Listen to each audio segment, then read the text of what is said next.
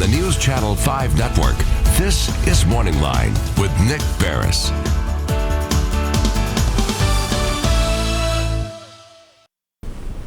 Good morning, everyone. Thanks for joining us on MorningLine. Nick Barris coming to you on a Tuesday. Good show on tap. We're going to open up the phone lines. If you want to jump in, give us a call right here on the line on the Plus. We're also streaming live on Facebook, as we are all throughout this crazy pandemic at newschannel5.com. If you want to message us there, I do hope you're having a pleasant morning today. We're going to talk about what's happening in Music City, all right, here in Nashville, Tennessee, and how it impacts and compares with what's happening throughout the rest of the state. And for that, we are joined, as we have been every week since really this began, and we're so glad that he's taken time out of his week to come on one morning a week, and that would be Metro's Vice Mayor Jim Shulman. Good morning to you, sir. Good morning. How and are a belated happy 41st birthday. That's right. I'm 41 and getting younger all the time. Your birthday was yesterday, and he brought us some birthday cake. Jim is really, I think you are the only guest that we have right now on the series of shows that we do, MorningLine and Ask Nick, that comes in live in studio. And you come in, you're across the studio from me, social distancing. But I do enjoy so much more having people in here with me than doing electronically, though it works fine on Zoom and Skype. But this is good. Well, I appreciate you letting me sleep over here during the week, and I just pop up and come over here. The Southern Woods and Waters, they've got some comfortable rocking chairs on the set. It's really great to live here. Thank you. Yeah, Thank you, Nick. You could live at this station. Some of us do. Anyway, Jim Shulman's here. We're going to open up the phone lines if you have a question or comment for him. But let's hit some of the points that have happened since you joined us last week. Mm-hmm. And I guess yesterday, of course, we heard the mayor himself announce that, yes, let's be real clear. I want anyone going into any of our public buildings wearing a mask. Yeah. Now, that was more or less something that we expected anyway, correct? And what's the thinking behind him issuing that order? Well, I think there's probably a couple different things going on. One is obviously we're opening back up. We're in phase one and maybe getting to phase two. Right. We'll see.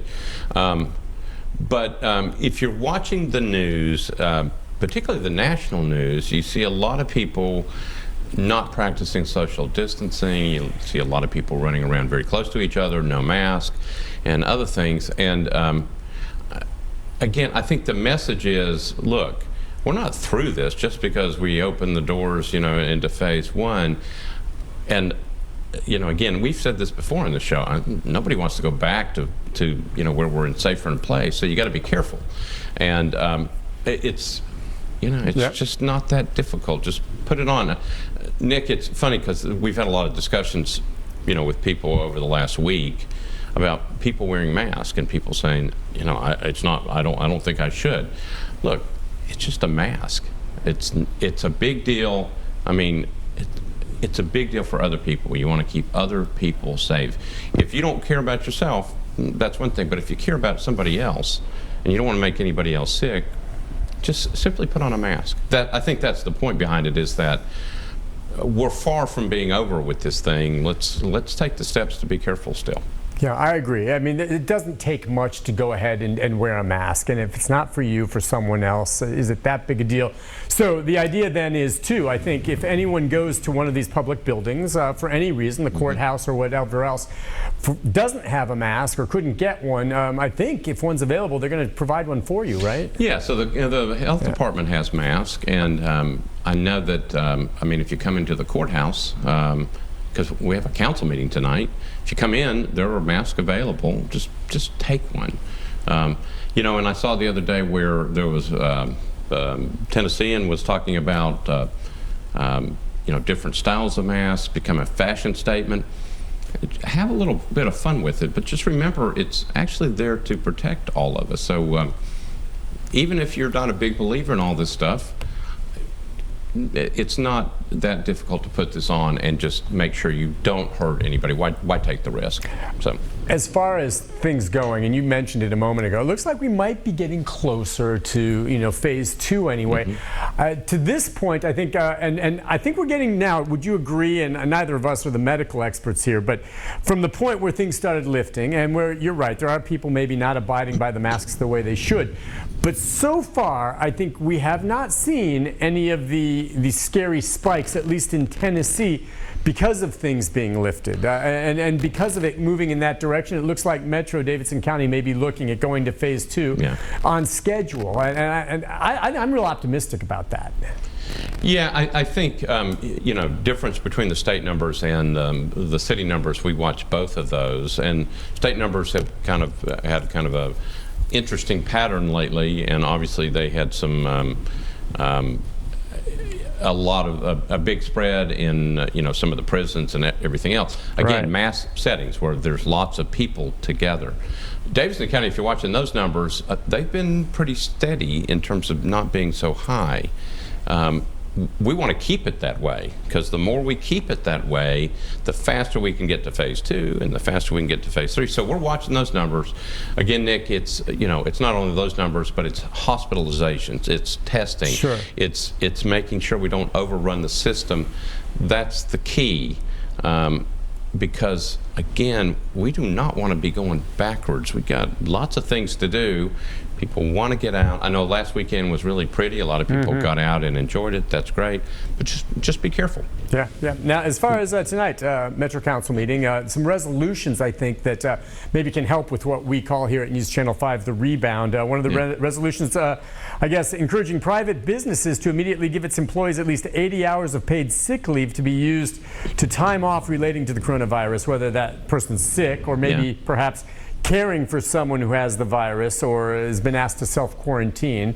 So that's one on the books that could help some folks. What do you think? Yeah, I think there's several different resolutions. Remember, the resolutions, they're just encouraging employers to do the right thing. Okay, it's not a mandate or a law requirement, but it's a resolution. Right. Now, we do have a law or an ordinance on second reading about essential workers wearing masks, and that should get some discussion. Because it always something like that will always get some discussion. Question is how well can you enforce it? Nick, I would say that this is about, in many ways, this is about self-enforcement, not overstepping. But again, why do you want to hang around people who are not doing what they're supposed to? Because you could get sick, and then you could get somebody else sick.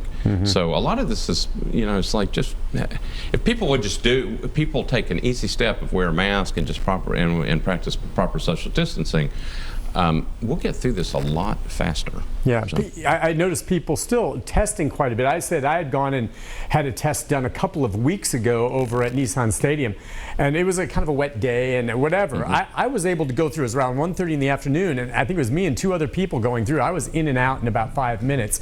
Yesterday, I know we were back over there and talked to a doctor that I know that's working and helping from Meharry, and said, yeah, it was very busy. I think the testing and folks wanting to be checked and all of that is a good thing at this point. Are you still encouraging everyone to get it out and go get a test, whether you have a symptom or not? Yeah, I mean, they're not going to turn you away, and I think you, if you're concerned about it, go get tested. The question, and there was a caller last week, and I think his name was Mark, who been thinking a lot about his question because he had just been tested. The results had come back negative, and the question was, what about wearing a mask? And what I can say is, the problem with this thing is, like, we don't know enough about it overall. The medical folks don't know. So, I mean, you could be tested one day, and then the next couple of days you could pick up the virus and not know it. And so, again, you're erring on the side of caution. You're just taking those extra steps to be careful. I will tell you, Nick, you had started talking about the council meeting tonight. There's a resolution talking about the CARES Act, just kind of accepting the funding. That's a big issue tonight. There is about $122 million that we're getting because we're a city over the size of 500,000 people. And that will be in the hands of the mayor. We just have to accept the funding about how it goes out. A lot of discussion about that. It has to be connected to COVID-19 related expenses, and it has to be spent by the end of this year. It can't be spent, at least not yet, it can't be spent to solve our budget crisis. And that leads into a whole nother discussion. If it could, then you might see some of that money going to, deal with the budget shortfall. But when the Congress passed it, they put a lot of strings attached to it, and so we can't do that. But now the question is, what do you do with that funding? And then there's this act going on in Washington that's been passed by the House, but I know has a long way to go, getting some additional money into local governments and people, is my understanding. And that might actually help reduce some of the shortfalls in our budget as well. So there's a lot of stuff happening right now. All right, we'll pay attention to tonight's meeting. We've got to take a break. When we come back, we'll look at some of the comments that we have on Facebook. If you want to message us there for questions for Jim, as well as we've got a couple phone calls already coming in. So the Vice Mayor will be back. We'll continue our conversation right after this. Stay with us.